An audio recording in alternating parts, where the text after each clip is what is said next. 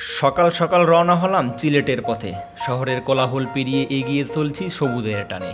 এটাই তো বাংলার সৌন্দর্য, আধুনিকতা আর ঐতিহ্য পাশাপাশি চলে। যাই হোক, তারপর আমরা চলে এলাম সিলেটের এক চা বাগানে।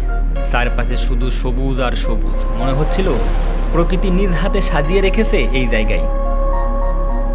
চুপচাপ দাঁড়িয়েছিলাম প্রকৃতির সৌন্দর্যে মুগ্ধ হয়ে। হঠাৎ চোখে পড়ল পাশেই এক কৃষক ধানের জমিতে কাজ করছে। একদিকে নিস্তব্ধ চা বাগান, অন্যদিকে এক কৃষকের নীরব যুদ্ধ। প্রতিটি ঘামে লেখা আমাদের খাবারের গল্প। প্রকৃতি আর মানুষের এই বন্ধনটাই তো বাংলাদেশের আসল সৌন্দর্য। আমরা ছোট্ট এই সফরে শিখলাম, প্রকৃতি আমাদের শেখায় ধৈর্য, আর কৃষক শেখায় শ্রমের মর্যাদা।